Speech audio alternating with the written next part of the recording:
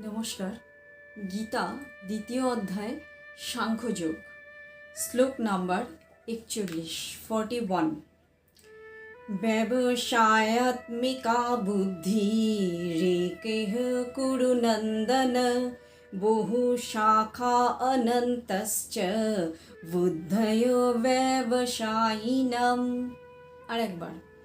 ব্যবসায়াত্মিকা বুদ্ধি রেকেহ কুরু নন্দন বহু শাখা অনন্তশ্চ বুদ্ধয় ব্যবসায়িনাম। মানে হলো, হে কুরুনন্দন, অর্থাৎ অর্জুনকে বলা হচ্ছে, যারা এই নিষ্কাম কর্মযোগের পথ অবলম্বন করেছে তাদের বুদ্ধি একনিষ্ঠ, আর অস্থির চিত্ত সকাম ব্যক্তিদের বুদ্ধি বহু শাখা বিশিষ্ট এবং বহুমুখী। শ্লোক নম্বর 42 42। ইয়ামি মাম পুষ্পিতম বাচম প্রবদন্ত বিপশ্চিতঃ বেদবাদরতা পার্থ নান্যদস্তীতি বাদিনঃ। আবার। ইয়ামি মাম পুষ্পিতম বাচম প্রবদন্ত বিপশ্চিতঃ বেদবাদরতঃ পার্থ নান্যদস্তীতি বাদিনঃ। শ্লোক নম্বর 43 43। কামাত্মানঃ স্বর্গপরা জন্ম কর্ম ফলপ্রদাম ক্রিয়া বিশেষ বহুলম ভোগৈশ্বর্য গতিম প্রতি। আবার। কামাত্মানঃ স্বর্গপরা জন্ম কর্ম ফলপ্রদাম ক্রিয়া বিশেষ বহুলম ভোগৈশ্বর্য গতিম প্রতি। 42 43 একসাথে। মানে হলো, অল্প বুদ্ধি বিবেকহীন লোকেরা বেদের বাক্যের ভুল মানে করে এরা স্বর্গসুখ ভোগ, ক্ষমতা লাভ, উচ্চকুলে জন্ম ইত্যাদিকেই জীবনের চরম উদ্দেশ্য বলে মনে করেন। ইন্দ্রিয় সুখ ভোগ ও ঐশ্বর্যের প্রতি আকৃষ্ট হয়ে এরা ভাবেন যে এসবের উপরে আর কিছুই নেই। শ্লোক নাম্বার 44 44। ভোগৈশ্বর্য প্রসক্তানাং তয়া পরিতচেতসাম ব্যবসায়াত্মিকা বুদ্ধি সমাধৌ ন বিধীয়তে। আবার।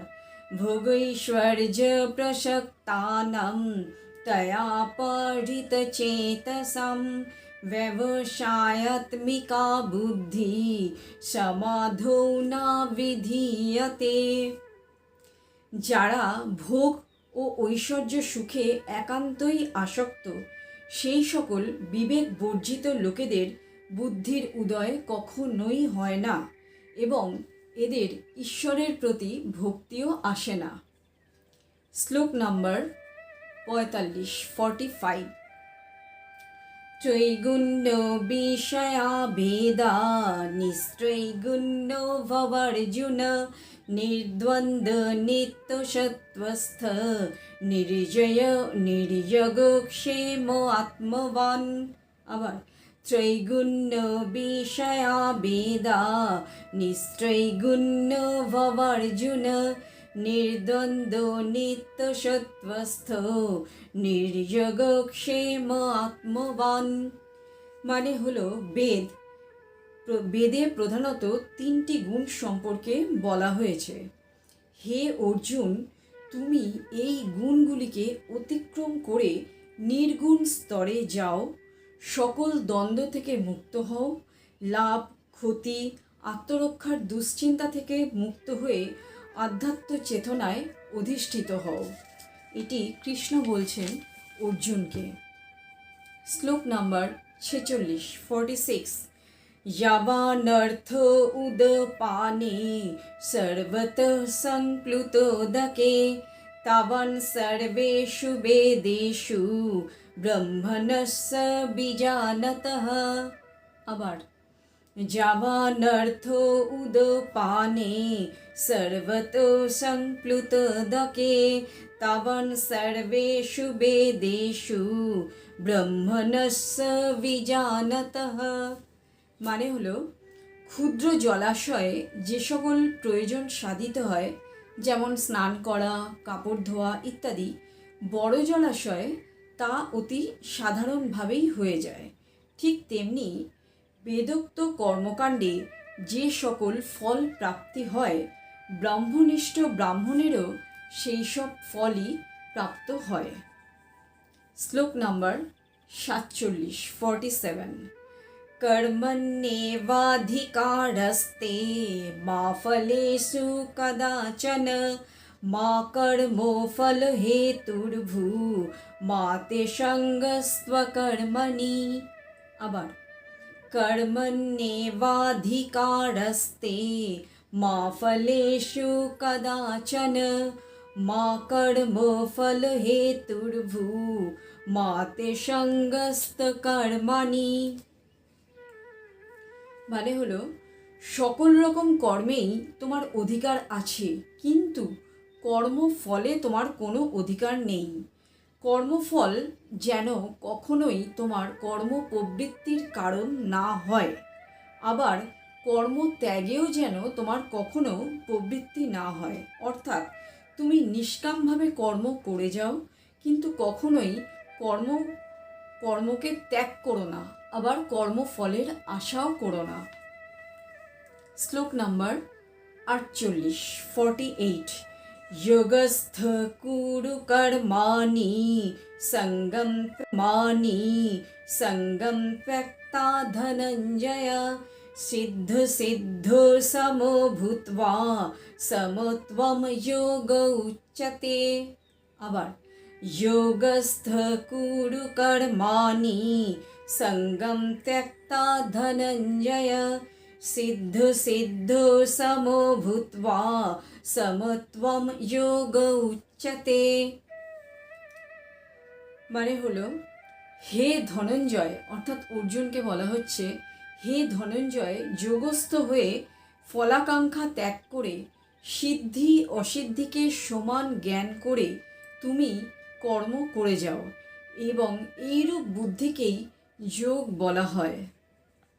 শ্লোক নাম্বার 49 দূরে নহবরম কর্ম বুদ্ধিযোগাৎ ধনঞ্জয় বুদ্ধৌ শরণমনিচ্ছ কৃপানা ফলহেতবঃ।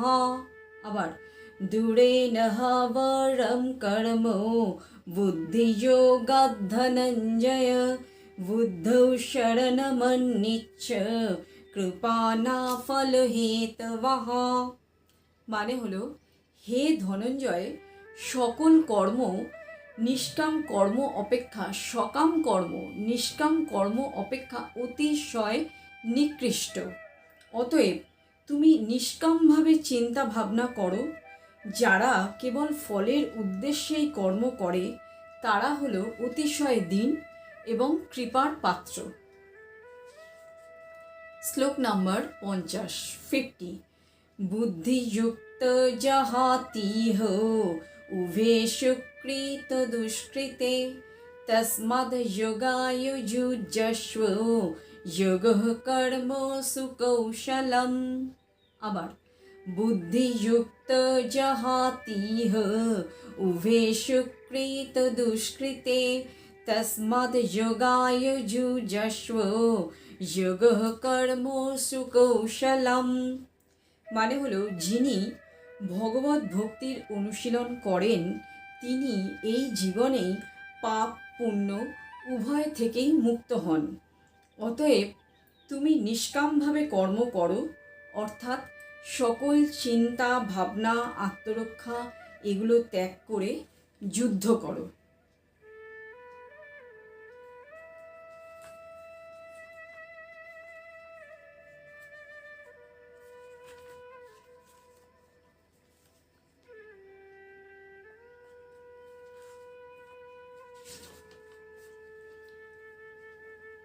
गीता मे परमा विद्या ब्रह्मरूपा न संशय अर्धमात्राक्षरा नित्या सा निर्वाच्य पदात्मिका गीता मे परमा विद्या ब्रह्मरूपा न संशय अर्धमात्राक्षरा नित्या सा निर्वाच्य पदात्मिका।